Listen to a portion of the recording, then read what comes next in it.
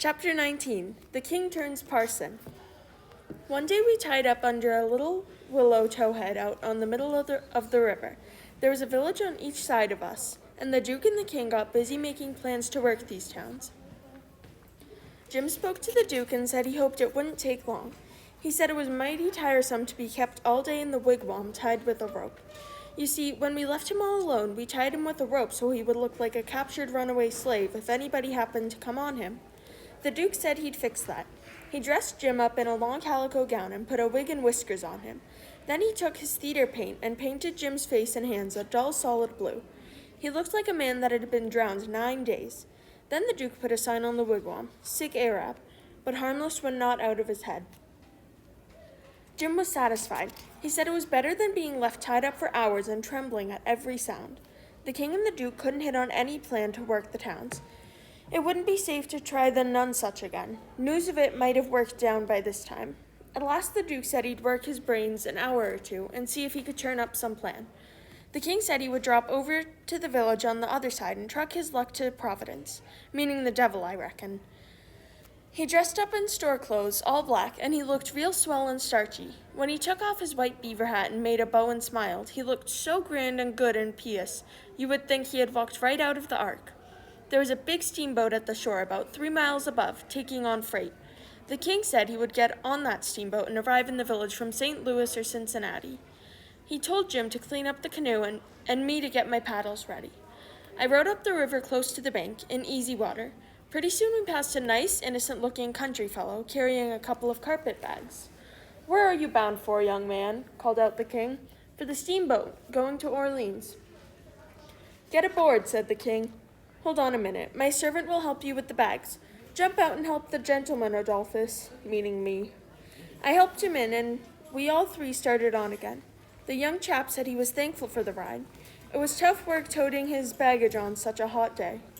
Then he said, "When I first saw you, I thought you might be Harvey Wilkes." I said to myself, "He almost got here on time," I said. Then I remembered he wouldn't be paddling up the river. "You ain't him, are you?" "No. My name is Alexander Bludgett, Reverend Bludgett, one of the Lord's poor servants. I'm sorry Mr. Wilkes didn't arrive in time. I hope he didn't miss anything serious." "He won't miss any property. He'll get that all right. But he missed seeing his brother Peter alive. Peter wanted so much to see Harvey before he died. He hadn't seen him since the boys were in England. He never had seen his brother William, the deaf and dumb one." "Where was Harvey coming from?" "Oh, he lives in England, preaches there, never been in this country. Only 2 of the brothers came to America, Peter and George, about 40 years ago. George and his wife died and left 3 girls. Peter took care of them. Now he's gone and the girls are left alone. Peter wouldn't make a will, but he left a letter for Harvey telling where the money is and how he wanted the property divided up." "How old are the girls?" "Mary Jane is 19, Susan is 15, and Joanna about 14. Poor things, to be left alone in the cold world. Well, old Peter had friends, and they won't let them come to harm. There's Hobson, the Baptist preacher, and Deacon Lot Harvey, Ben Rucker, Abner Shackelford, Levi Bell, the lawyer, and Dr. Robinson, and the widow Bartley." Well, the King went on asking questions till he fairly emptied that young fellow. He inquired about everybody and everything in that blessed town. Was Peter Wilkes well off? Pretty well off. He had houses and land and 3,000 or 4,000 in cash hid somewhere. "When did you say he died?" "I didn't say, but it was last night. Funeral tomorrow, likely?" "Yes, about the middle of the day." When we struck the steamboat, the King didn't go aboard, but waited till the boat left. Then he said to me, "Hustle back and fetch the Duke up here, and the new carpet bags. If he's gone over to the other side of the river, go after him. Shove along now." I saw what he was up to, but I said nothing, of course. When I got back with the Duke, the King told him everything the young fellow had said, and all the time he tried to talk like an Englishman. "Tell me, how are you on the deaf and dumb, Bilgewater?" The Duke said leave him alone for that, said he had played the part on the stage many a time. We hid the canoe and waited until a steamboat came along.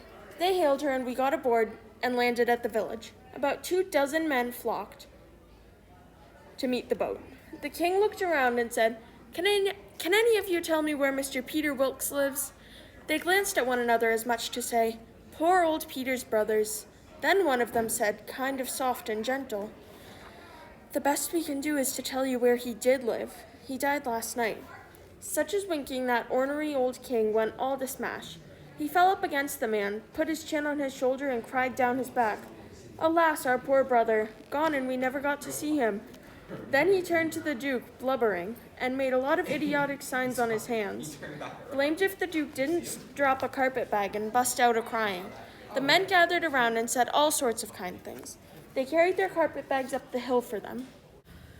They told the king all about Peter's last hours, and the king told it all over again on his hands to the Duke. It was enough to make a body ashamed of the human race. When he got to the house, the three girls came running to meet us. Mary Jane, the red-headed one, was most awful beautiful. Her face and eyes lit up like glory. She was so glad her uncles had come. Everybody cried for joy. Then the king and the Duke looked around and saw the coffin over in the corner on two chairs. They went and bent over and looked in and burst out a-crying. They put their arms around each other's neck, and I never saw two men leak the way they did. Mind you, everybody there was doing the same. I never saw anything like it. Then the king said how glad he would be if a few friends of his brother Peter would take supper there and keep watch that night with the ashes of the dead. He said he would name the ones his brother often wrote about: Reverend Mr. Hobson, Deacon Lot Hovey, Ben Rucker, Abner Shackelford, Levi Bell, Dr. Robinson, the wives, and the widow Bartley. Three of them, Reverend Hobson, Dr. Robinson, and Lawyer Bell, had left town on business, but the others would stay. They shook hands with the king and thanked him. Then they shook hands with the Duke, but didn't say anything, just smiled and bobbed their heads like a lot of sapheads. The Duke made signs with his hands. Then Mary Jane fetched the letter that Peter had left for Harvey and handed it to the king. He read it out loud and cried over it. The letter willed the home and 3,000 in gold to the girls. Other houses and land worth about 7,000, and 3,000 in gold went to Harvey and William. The letter told where the 6,000 cash was hid down cellar. So the king said he and his brother William would go and fetch it up. He told me to come along with a candle. They found the bag and emptied the gold out on the floor. It was a lovely sight. My, how the king's eyes did shine. They pawed through the coins, sifted them through their fingers, and let them jingle down on the floor. Next, they must count it. It added up $415 short. Darn him, I wonder what he done with that $415. They looked all around for it. Then the Duke said, maybe he made a mistake. Let it go and keep still about it. We can spare it. Oh, shucks, yes, we can spare it. But the count is what I'm thinking about. We want to be square and above board here, you know. We want to lug this money upstairs and count it before everybody. The dead man said there was 6,000, and we don't want to come up short. Hold on, said the Duke. Let's make up the difference. And he began to haul money out of his pocket. A good idea, Duke. You have got a rattling clever head on you. And he began to haul out money. It most busted them, but they made up the 6,000. We went upstairs and everybody gathered around the table while the king counted the money and stacked it up. Everybody looked hungry at it. Then the king raked it all into the bag again and swelled himself up for a speech. A big iron-jawed man had worked himself in from outside. He stood looking and listening, but not saying anything. The king was saying, "You here are the close friends of Brother Peter. That is why you are invited this evening. But tomorrow we want all to come, everybody. Peter liked everybody, and it is fitting that his funeral orgies be public." He went mooning on and on, liking to hear himself talk. He kept talking about the funeral orgies till the Duke couldn't stand it any longer. He wrote on a scrap of paper, "Obsequies, you old fool," and handed it to the king. The king read the note and put it in his pocket and said, "Poor William, deaf and dumb as he is, his heart is always right. He has asked me in this note to invite everybody to the funeral, just what I was doing." Then he went weaving along in his speech and spoke again of the funeral orgies. This time he added, "I say orgies because that is the right word in England. Obsequies is the common word here, but it ain't used in England now. Funeral orgies is more exact. It means an open or public funeral." Well, the iron-jawed man laughed right in his face. Everybody was shocked. "Why, Dr. Robinson," said Abner Shackelford, "didn't you hear the news? This is Harvey Wilkes." The king smiled and shoved out his hand to Dr. Robinson. "Keep your hands off me," said the doctor. You talk like an Englishman, don't you? The worst imitation I ever heard. You, Peter Wilkes' brother? You are a fraud. They crowded around the doctor and tried to quiet him down, and told him how Harvey had called them all by name, and how he showed in 40 ways that he was Harvey, but it was no use. The doctor stormed right along. Then he turned to the girls and said, I warn you to turn your backs on this ignorant tramp. He comes here with a lot of facts, and he picked up somewhere, and you take that for proof he is Harvey Wilkes. You have all helped to fool yourselves. Now listen to me. Turn this pitiful rascal out. I beg you to do it. Will you? Mary Jane straightened up and said, This is my answer. She picked up the bag of money and put it in the king's hands. Take our part of this $6,000 and invest it for us. Don't give us a receipt for it. Everybody clapped and stomped on the floor while the king held his head high and smiled proud.